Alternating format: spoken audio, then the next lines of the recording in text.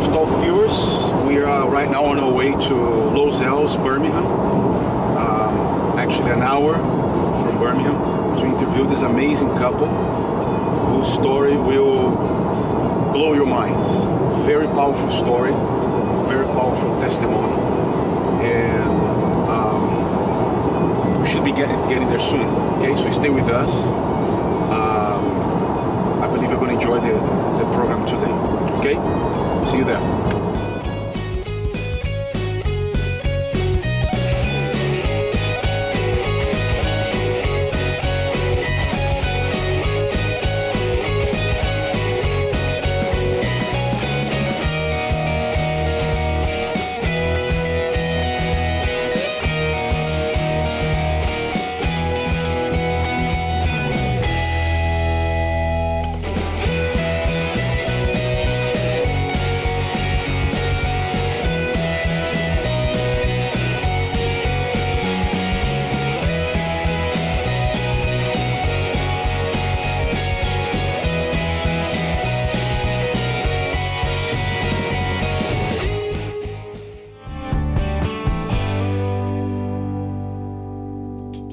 Hello and welcome back to the Love Talk for this special edition, two-part show here from Birmingham. That's right, we travel all the way from London to Birmingham to interview this lovely couple who have a very powerful story to share with us. In today's program, we will be covering the subject of divorce. Many people think like this: perhaps I've married the wrong person, which leads to divorce, separation, to many other problems. And this couple, especially the man, he thought that he had married the wrong person. Perhaps you who are watching us right now, you're struggling in your relationship and you may be thinking, what if I am with the wrong person? What if I have married the wrong person? It's because many people, they have this wrong idea that if you have the right person, if it's meant to be, you get married and everything will be a bed of roses. You're supposed to love each other and everything goes well with the both of you. And if that doesn't happen, and that never happens, they think, you know, I've married the wrong person. And that leads to what? Divorce, separation, misunderstanding, conflict. You know, either the man or the woman, especially the woman, decides to move into the mother's house, the parents' house. It's a whole big mess. So stay with us. We're going to be interviewing this couple, which will be telling us how they turned that around. And you know, as they say, made a lemonade out of a lemon, right?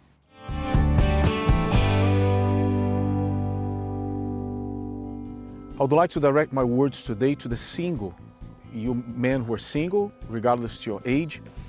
There's one thing that I would like to share with you, which I learned with my father many years ago. I was still a teenager. He used to tell me that if I wanted to marry a woman and take her out of her parents' house and, you know, build a family with her, I would need to offer her either the same her parents were offering her or even better. I could not afford to take her out of her parents' house and let her be in want. The reason why I'm saying this to you is because many men, you know, especially young, but also of a certain age, tend not to prepare themselves financially. And not only financially, but in many aspects. And, you know, they only think about marrying the woman they're dating, or impressing the woman with whatever they want to impress them with, but they are not well structured. They don't have a structure in which they can base that marriage upon, that relationship upon, and build a family on top of that. So, you know, prepare yourself for that relationship. It's not only about having a car or having a house or having some money, no. It's about that too. It's about that too. You cannot marry a woman and take her to your parents' house or go and live with her parents, or depend on others. The worst thing you could do is depend on others.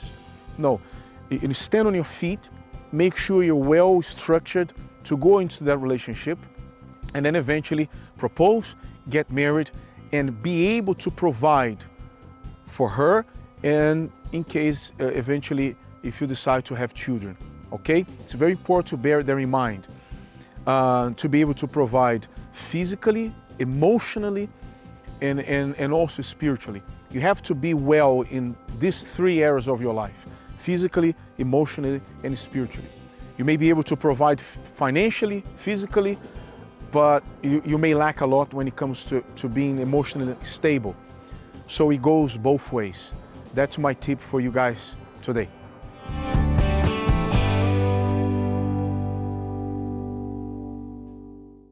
Hello YouTube, I am Rafa and this is Luke, and we are the presenters of the Love Talk Show. And you can subscribe to this channel, like, share, and leave your comments below.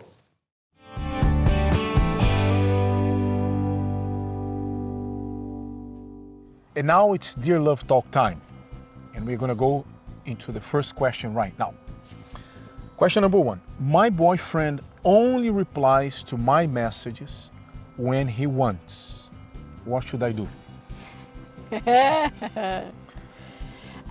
It seems, it depends. Yeah, it seems silly, but you know, I have talked to quite a few women who face that, where the boyfriend doesn't seem, at least that's the conclusion they get from a situation like that. How often does she text him? It's a good question. Maybe if you text him every 10 minutes, that's the reason why he doesn't reply.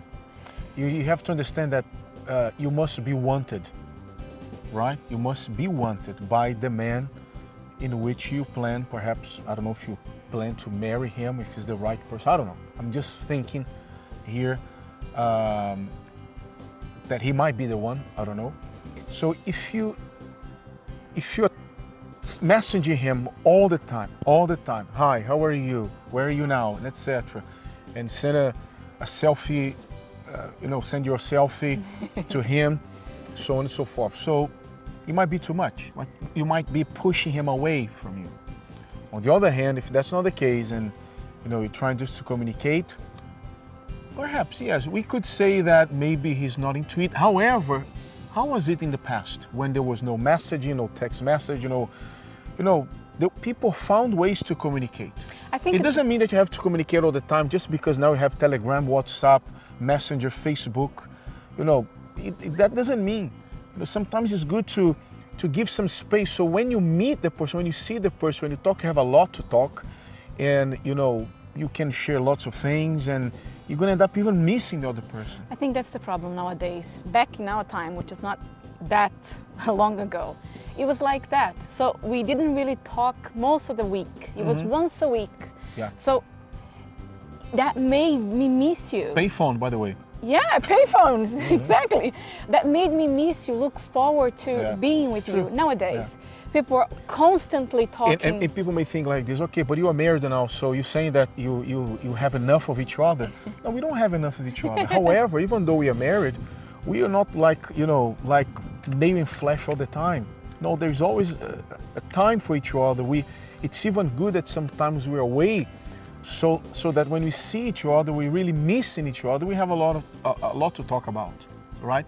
It's good that even after you're married, you give this space so the other can breathe. Otherwise, it will cause some problems. Now, if that's not the case of this person who wrote, you're not being clingy, you're not texting him all the time, and he's not replying to you, it might be indeed that he's not that interested. No, it says here that he does reply. When he wants. When he wants. So, I don't know, maybe I think that can be a sign for you. Yeah. That's what you have to look forward to, maybe, in the future. So you have to reevaluate this relationship, maybe. That's right. So let's go into the second question right now. Dear Love Talk, it seems like my husband is very jealous of my parents, especially my mother.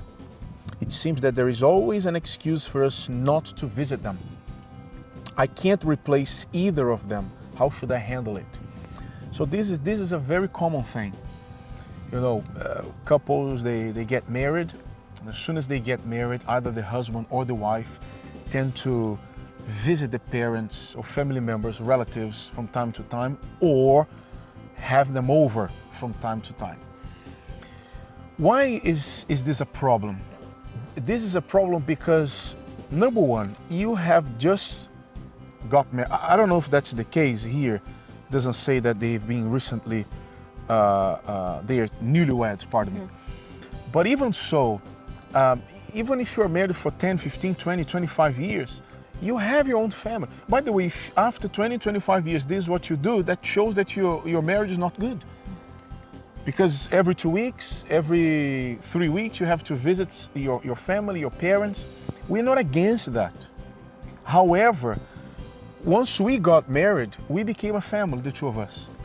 Our immediate family, like siblings and parents, they became relatives. We are family now, the two of us. We don't have children. If we had children, it would be the two of us plus the children. We don't have children, so then it's just the two of us. Very small family. But that's how it is. That's how it is. Maybe your husband, it's not that he doesn't like your family. He doesn't like your mother. Perhaps it's just you want to go there all the time. And in his mind, yes, perhaps he feels like he didn't just marry you, but he got married also to your family. And he starts wondering, why is that? Are we not enough, the two of us? Can't we build here our own, family, our own story? Do we have to have people all the time around us? And I think usually, I don't know if it's this person's case, but usually the husband is jealous of the parents, especially the mother. She's giving reason for him to be jealous, to be insecure. What happens sometimes is not only that the wife is constantly in the mother's house or the mother is constantly in her house, but also that any problem, I call my mother.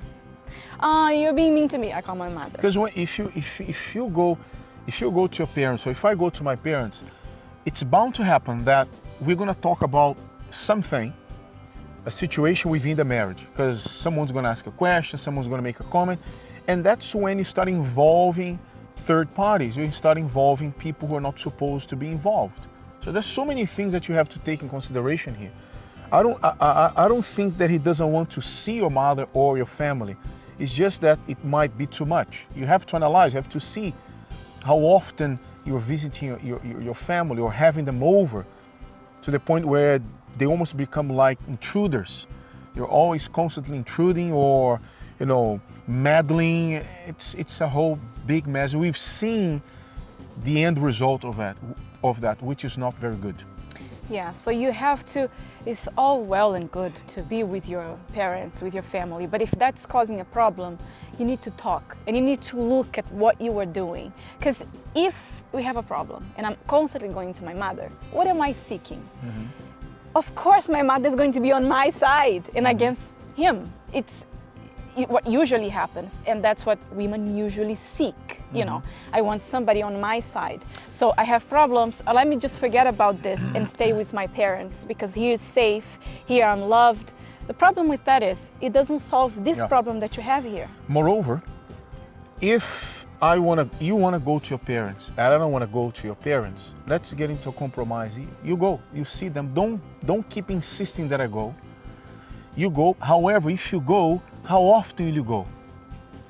Right? We understand some people are more attached to their parents than others. Fine, no problem.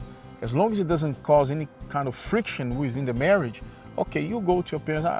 I'm not much into it. Go ahead, and you may go. And then you go. How often? I don't know. There must be a compromise. But remember, the most important thing is to keep the marriage, the relationship, healthy. If it's already causing problems, you have to solve this as soon as possible, okay? So if you want us to answer to any questions related to marriage, relationships in general, even those of you who are single, write to us to questions@lovetalkshow.tv, and we'll be more than glad to answer to your questions here on this segment, Dear Love Talk. That's it, Dear Love Talk. Dear Love Talk. We see you next time then.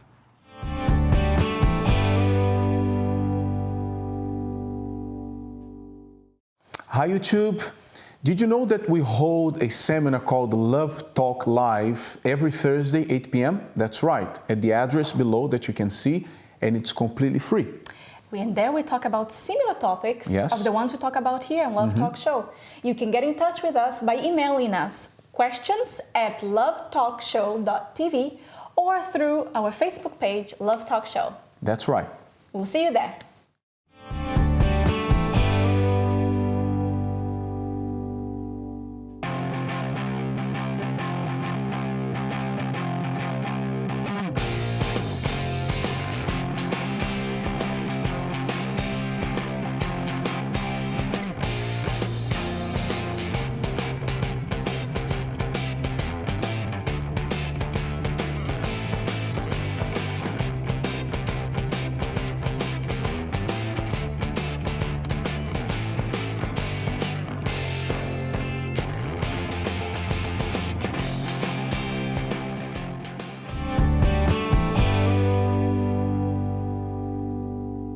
Hello and welcome back to the Love Talk, and in today's program we are discussing a very important issue in which many people go through, many couples go through, or not on an issue but a thought perhaps, I've married the wrong person. You know, after going through so many problems or facing certain setbacks within the relationship, a husband or wife may start thinking, what if I married the wrong person? And this is a common thing when couples, they go through certain problems. Not that they want to separate or divorce, but they start wondering, what if? It's the reason why many see no other option but divorcing. You know, if you are convinced that you have married the wrong person, then there's no reason for you to stay together. You need to go out there and find the right person. That's one of the main reasons people get divorced nowadays. So, and as you know, we traveled all the way from London to West Birmingham to interview Mr. Abraham, Mrs. Joyce. How are you today? We are blessed. And to hear from them, you know, their story, because that's basically what you, Joyce, thought, that you had married the wrong person. Yes. That thought crossed your mind, right? Yes. So thank you for having us in your house. It's a lovely home. Thank you. Okay, it's a lovely weather. So then tell us a little bit how it all started, you know, from the dating period up to now. You go on. Okay. Ladies first. Ladies first, yes. We met back in 2006. I was going to a different organization, and I had a friend there, and she said she knew somebody that she used to work with back in Ghana, because Abraham was living in Ghana at the time. And she said he'd finished at university and he was looking for somebody to correspond with. And the funny thing is, I don't normally say yes to anybody, but for some reason I just said yes, he can have my email address and he can contact me. So at that time, you, Abraham, you were all the way in Ghana? Yes. Because you're from Ghana originally, Yes. right? Yes. And you based in Birmingham? Yes, yes. Okay. So how did the communication begin then? Because he was abroad, you were here? Yes, he contacted me the next day. He was keen, he contacted me the next day, and then we started communicating, and I think he liked some of the things, the words I was saying in the email. And at the time we didn't speak on the telephone, and then I think it was October 2000. How long was that? Sorry to cut. How long was that period communicating over email? How long did that take before you had your first physical encounter? It took us over 3 months. 3 months? Yeah, over 3 Talking months. over email? Emails. Yes, yes. What was it that, I don't know, inspired you? Because I'm sure you had people here, you had people there. What made you want, okay, let me meet somebody from across the ocean. Let me start a relationship like that. What was your mindset back then? I think when I saw his picture, he was tall, dark and handsome. That's exactly what I was looking for. He was somebody who was God-fearing, and he liked the theatre, and he liked going out, and there were things that he was saying, and I did like the things and his qualities, and I thought, oh, yes. At the time I did think, oh, he sounds like he's a potential, but I didn't think anything into it. I just let the communication flow. So then you had your first physical encounter, right? When you met, Yes. right? Yes. So after 3 months, those months that you're... It was about 8 months. Yes. Actually, we were communicating for 3 to 6 months. Oh, 3 to 6 Yeah. months. So then she decided to come over and see who she's been talking to. Because, you know, speaking to somebody and not seeing the person, Exactly. you know, and being in Africa is always a different thing. So I remember the following year, her parents said they were coming, and there was one issue that made me sit up because her mom said, well, let me come check who this person is, you know, who's been speaking to my daughter. So the hotel that I worked in Africa, her mom asked somebody to come and check on my background and see that I wasn't a crook. Wow. That's a proper mother. Yeah. Very good mom, by the way. So this person came and he pretended to be a customer and wanted to make a reservation because I was working in the restaurant as a manager. So the person said, So she pretended to be a customer? yeah, he pretended to be a Oh, he customer. pretend- And he wanted to make a reservation for a table for 15 people, which I said, okay, that's fine, no problem. So I gave him my details. But what he did was, when he left the restaurant, he spoke to my other staff about what my character were. And they gave him a positive response. I only got this when I met her parents and the man that came, you know. And that day the man asked me, do you remember me? I said, no, because I deal with so many people. And he said, oh, I was the one who came to tell you I wanted to make a reservation for this number of people. But virtually, I was just checking on your background. Did you know about that, Joyce? Did you know your mom was doing that? Yes, I knew my mum was, because I think the thing for me was it was Christmas time in 2006 and they actually spoke to each other, and he was laughing and my mum and dad were laughing, so I thought, oh, it seems positive, because I told them I'd met somebody and they didn't believe me. So when they came for Christmas, I was on Christmas here, and they actually started talking to him, I thought, oh, well, they get on very well together. This is something that we even encourage singles to do, right? Yes. To really scrutinize, go deep, because you need to know who the other person is. Yes. Especially long distance, Especially because you long have no distance, idea exactly. who the person is. Sometimes Yes. people nowadays, they're too quick to go into a Yes. relationship. They just see the picture, or we like this, like you said, oh, he likes the theater, he looks handsome, let me go for it. That wasn't enough. Yes. You need to know a bit more about the person, right? Yes. Then you travel to Ghana, Yes. and then? Yes. We went to Ghana and then we met. We met him we met each other for the first time, and it was awkward because this was the first time we were seeing each other. And I remember I'd sent a picture of myself and I'd lost so much weight, so I looked totally different.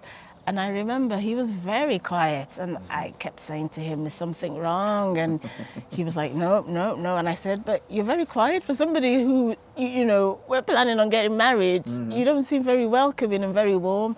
And then he said, yes, you don't look like you did in your picture. In my picture before, I was doing weights, so I'd bulked up a bit. And so when he saw me, I was skinny. But I did tell him, I said, I'm normally small framed.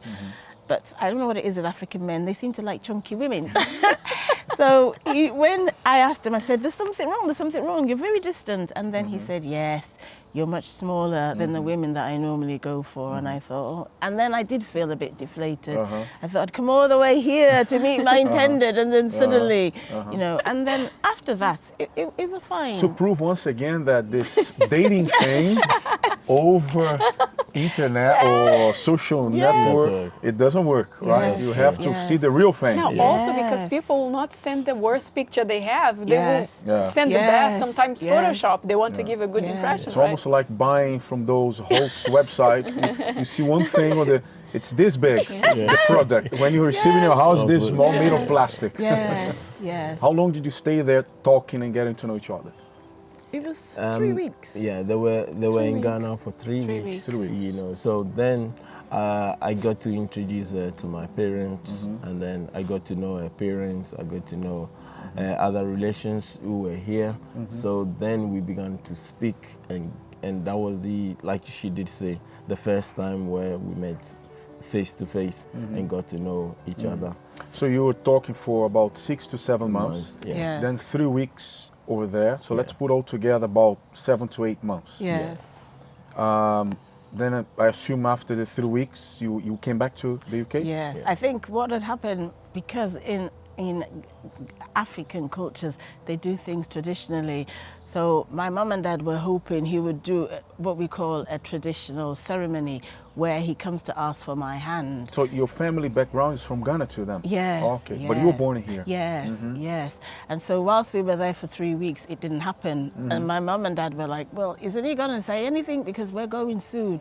But all that happened after we left. So, When you left, you stayed behind? Yeah. Okay. When you left, was there a decision already on the next level, or you were still studying to see, you know, if you take that relationship further, or you left Ghana already in your mind? This is the man. Yes. You two talked, Yes. and Yeah. Yeah, actually, when she left, you know, when I saw her physically, it changed what I'd seen. But then when she said, oh, because I'd exercised, that's why, then I came back to my mind, because then, because I'd wanted to, you know, this looked too different for me. But then I began to, you know, pray over it, meditate over it, and I decided we need to move to the next level, you know, because in African tradition, I can't do it on my own. I need to involve my relations and my parents, and they would come and seek that on my behalf. But they were there for just a 3-week period, and I couldn't do anything within that 3 weeks. so what happened then in the following months? We did the traditional engagements and fun, because we weren't there, so we had to do it over telephone. Wow. They told me don't You go. engaged over the telephone. They said don't That's go. new. Don't go out that day. Well, what happened was she should have been there physically to be asked whether she does accept me as a husband.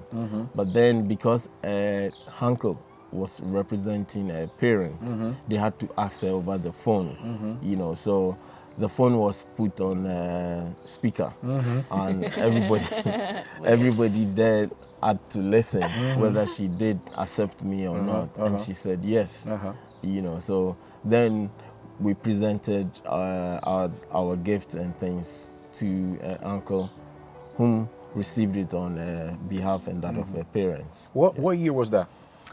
2007. 2007. Yeah. So, and then after eventually got married? No, it was, no, 2007 we were getting married in November? In November. Yes, in November. And the dates we'd been setting, his church was like, no, this is happening, that's happening, this is happening, that's happening. And I was a bit like, you know what, don't you know who I am? I'm coming from England to get married. But then they finally agreed on the dates. But the day before we were supposed to fly out, I think we were going for, was it 3 weeks or 2 weeks? 2 weeks. And I think we were getting married the following week. But then the day before we were flying out, my dad had a massive bleed and he went into hospital. So I had to ring Abraham and say, we can't come. Had to postpone the day. Yes, yes. So when did you eventually then got married? What? 2011. 2011. So you Yes, got married March. 2011. Yes. Here Yes. or back in Ghana? Back in Ghana. Back in Ghana. Yes. So in then, after you got married, eventually after that turmoil, back and forth, Yes. Did you move here? Was that the plan, that you would get married and live here? Initially, I didn't want to, you know, because I had grew up in Africa, got education, was working in a well-paid job, and I felt more comfortable, you know. And she was also working here. On the other hand, she had established herself, so it was difficult. But then I said, let me sacrifice, you know, as the man, let me move and come here. So eventually I decided that, okay, let me close all my dealings in Africa and move, you know. So I came to a new environment, and I was, to be honest, I was in hot waters because I was in the floating waters, you know, because the way we do things in Africa is totally different. And not only the country, but culture-wise, Yes. even though your background's from Ghana, same Yes. country, but Yes. you grew up here. Yes. You grew up back in Africa. So it's not only the country, but also culture-wise, Yes. mentality, way of Yes. living. That's true. Family a bit more attached to traditions. You're here a bit more Yes. free. We know that happens all the time. Yes. So how were the first year or few years of your marriage? Because we know the dating court, the dating period, the courting period is one thing. Yeah. When you get married, it's something else. Oh, it Right? is. It was. It was. It was like suddenly my whole world had just come crashing down. Oh, it was. I think because it In was. spite of all that preparation and family involved and tradition, this and that, In years, and right? years talking, etc., even though the period in which you were dating, the way you dated, the way you got to know each other, isn't the way we should do Yes, things. Obviously, yes, today you realize that. Yes. But and then, so how was it then after you legalized your relationship on the altar? I think when Abraham came over, I think he was expecting to find a job straight away. And I wanted him to spend time with me because obviously we were married. When we got married, I was only married for 9 days before I left Ghana and I came back to England. And then a couple of months later, he followed. So we didn't really know each other. So I wanted him to stay at home and then we get to know each other and eventually he can find work. But I think being a man, he was like, no, I need to find a job and I need to start supporting my wife. So he started working. And then when he started working, he was doing about 3 or 4 jobs at the same time. So we weren't spending any time together. And then the arguments started coming in because we weren't spending time together. And then he was becoming more quiet and more withdrawn, and I was becoming more nagging, and you're not spending any time with me. It was almost like I was becoming very needy. So who is more talkative? She is. And you're more quiet, right? You know. So because of that, you're already facing certain issues. Because by Yes. being more talkative, more bubbly, and you more quiet, by clashing, made you withdraw a little bit more, Yes, and Pastor. you wanted to kind of Yes. reinforce your ideas. Yes. So we're gonna go for a short break right now, Okay. and this is something that we want to explore in the next segment. When you clashed, what did you clash about? These are the things that we want to explore in the next segment. You're gonna tell us where you clashed, anything in particular, because we can clearly see that there were issues there, right? From coming from different backgrounds and not having enough time to learn about each other, getting to know each other a bit more. Okay, so we're gonna go for a quick break, and after the break we come back with Abraham and Joyce's story. Stay with us.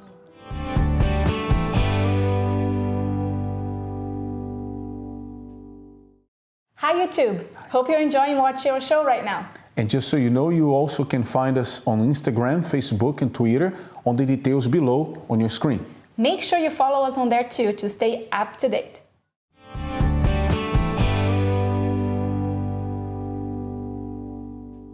Hello and welcome back to the Love Talk. We're here in West Birmingham with Mr. Abraham and Joyce. This lovely house, lovely home, lovely garden, lovely weather. And just before the break, we were discussing about their relationship, their marriage, the first few years of the relationship, which you thought you had married the wrong person. Yeah. Which is, by the way, it's today's title for the Topic. program. Topic, pardon me, for the program.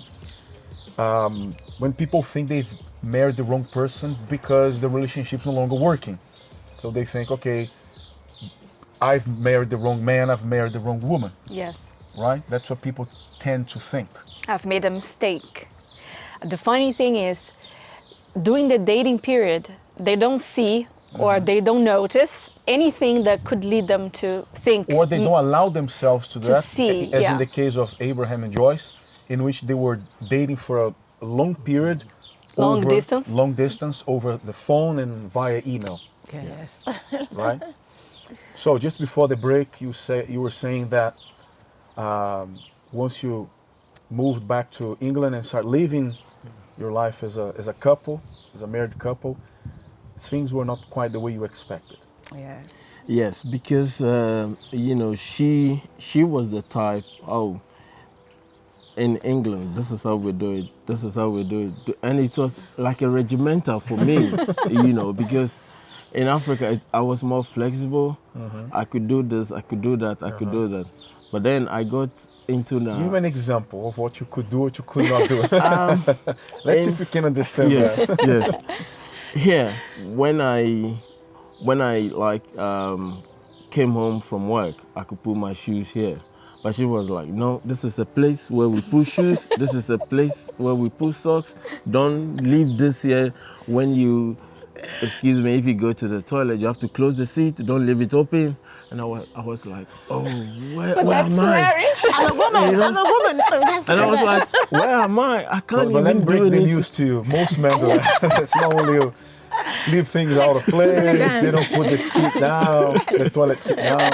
So at a point, I felt like, oh, I'm in a tight corner. I can't do anything, and sometimes we would, you know, argue over basic thing. You didn't close the fridge. You left the fridge. I said I closed it. No, you should close it properly. And so when it happens that way, I become withdrawn, and I'll just come and sit in the conservative and not talk to her because I felt like I haven't had that kind of experience, you know, because I was living on my own in Africa. I could go anywhere, come home anytime. But now I'm in a different place and in a different culture, and it was really tough for me. Quick question before we move on. How old were you two when you got married? I was 45. Yeah. 45. And I was 43. 43. Okay. Yeah. Did you have any relationships? Were you married before? Or were you in No. relationships before or never? I was in a relationship Relationship before. before. Yeah, And you? I wasn't. I was wasn't. trying to build up, Okay. but I never had. So any. that's another point, another obstacle that sometimes people face. You know, after being in relationships or being of a certain age, you know, you were 43. Yeah. So you're not like a 20 years old man, young man. So you had experience anyway, but the two of you, right? And now you come together, and it's like you find it hard to kind of, you know, somehow bow down to the other, you know, because I know I've lived by myself, I'm a grown up, and so on and so forth. That's another thing that people need to learn how to compromise, right? What do you have to say about him? I think the problem was, I think because people say when you live by yourself, you become so set in your ways. And I was always like, no, I'm not set in my ways. I'm not set in my ways. But I think I used to, one of the things that I used to do a lot was I used to say, well, this is my home. And if you don't like it, you can go, you can get out. You know, you have to respect my home. So if you're going to respect my home, you have to respect me. And I think that was one of the hard things that I needed to do, let him in rather than pushing him out.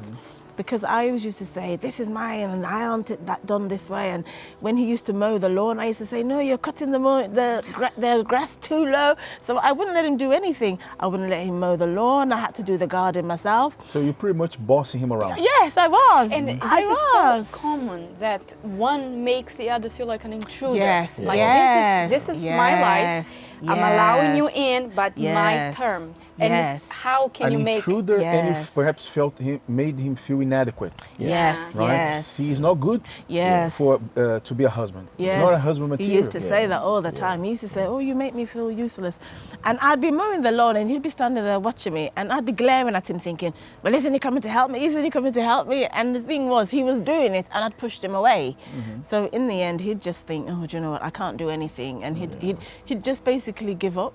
Did you ever receive any kind of advice from perhaps family members or friends? Listen, there's a potential for things not to work because you from different backgrounds, or you were too quick, or with the dating period, not too quick, pardon, but the way you dated, you know, the transition wasn't the best way possible because you didn't know each other very well.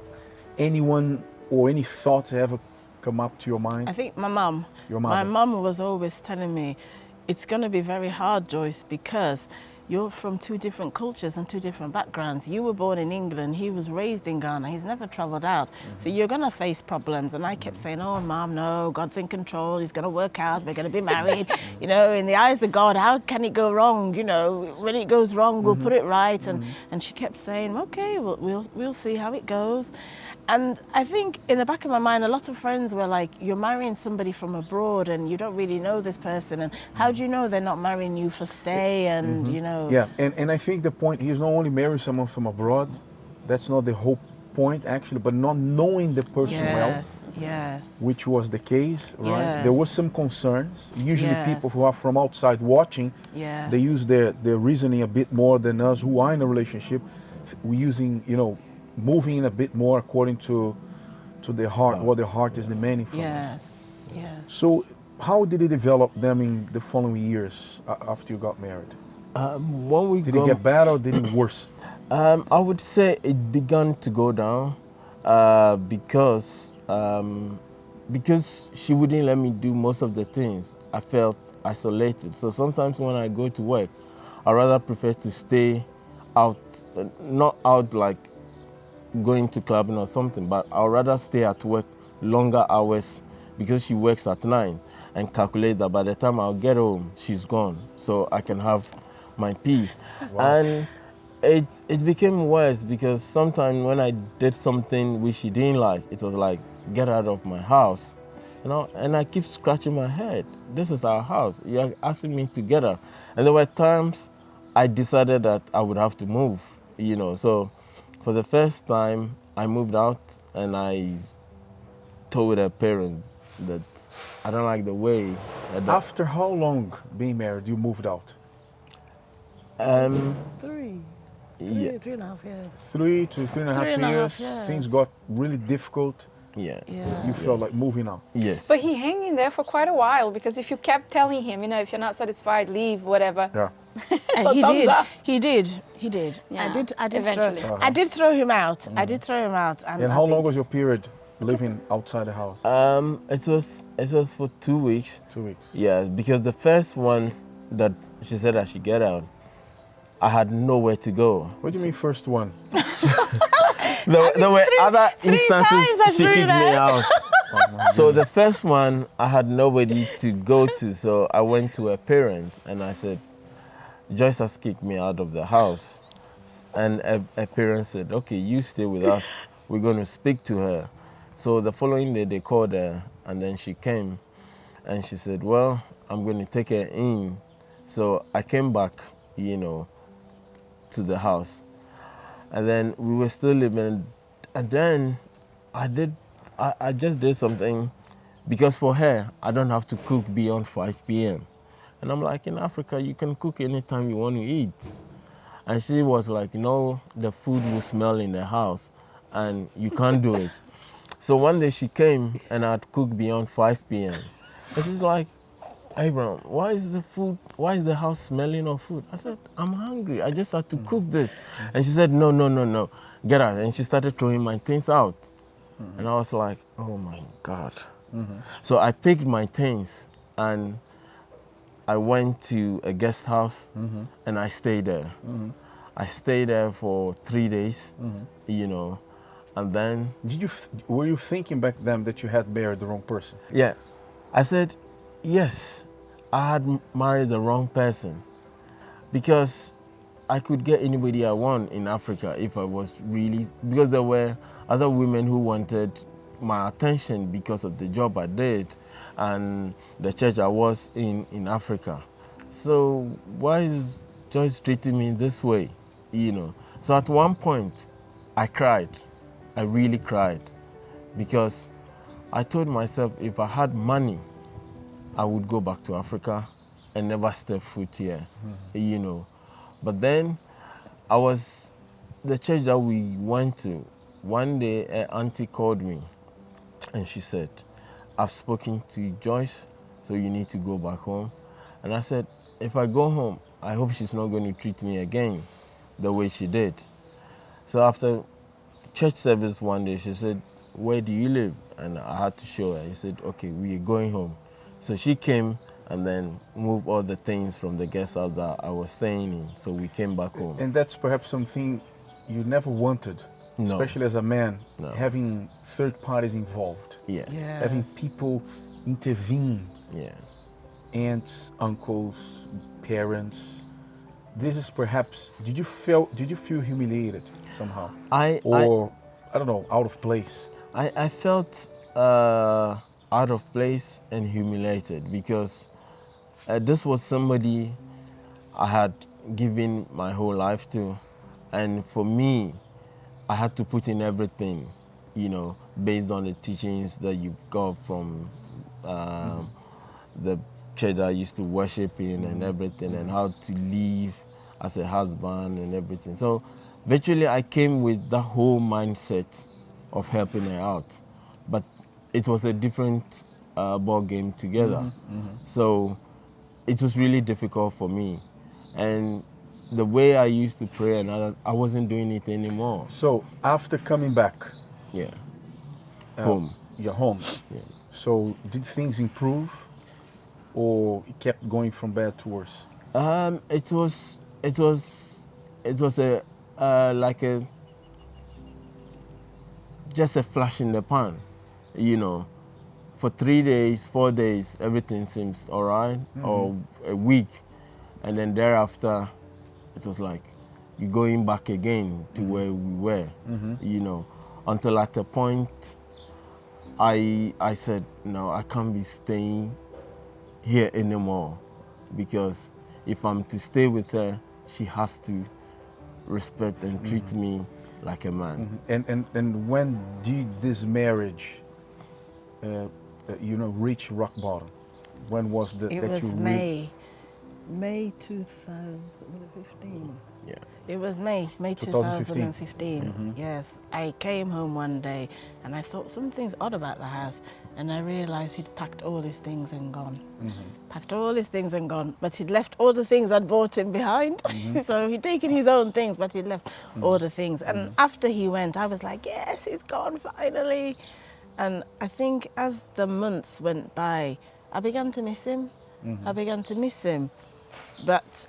And then I started communicating with him, because at the time we weren't speaking to each other. We were going to the same place of worship, but we weren't speaking to each other. We were just passing each other by. And then at one point I thought, no, let me try and speak to him and see if we can get back together. And then we'd agree, okay, we'll do it. And then something would happen and we'd be like, no, let's not do it. And it kept going on like this. And I think it kept going on like this. And after a whole year, I went back to him and I said, can we get back together? Let's get back together, because, you know, we prayed to get married and, you know, I didn't want to get divorced. And he was like, no, I've moved on. So I thought, okay. And then he would say, well, I need some time to think about it. And the time that he was thinking, time was going on, and it was getting on and on and on. And every time I kept going back, so, you know, have you thought about it? No, I'm still thinking. So I think after a year and a half, I just finally said, enough's enough. You know, I know I'm not for divorce, but if you want to go ahead and you want to divorce, then do so, because time is getting on and we're becoming so far away from each other, and we're just getting more and more distant. And so finally he agreed and he said yes, he would. And that's when you decided to divorce? Yes. Yes. So I went to the court and I filed for divorce, and they gave me the papers. They sent a copy to her, and she received it. So when she received it, she said, oh, can I see you? And I said, for what? And she said, I need to talk to you. So we met at a place, and then she said, I can't read this because they're asking for divorce and they've sent me a copy from the court. And I said, yes, this is what you wanted, so we would have to go through it. And she said no. And I could see the tears in her eyes that day, but I told myself I had enough, because I want to wash my hands of this marriage and go back to Africa, you know. So, well, that's probably the lowest point of the relationship, right? In which you saw no other way rather than divorce. You didn't want, perhaps, deep inside, but perhaps you didn't act in ways to avoid that. Yes. The two of you, but perhaps mostly from your part, right? Yes, yes. So we're going to continue with the story in our next program, because this is a two-part program in which we are exploring Abraham's and Joyce's story.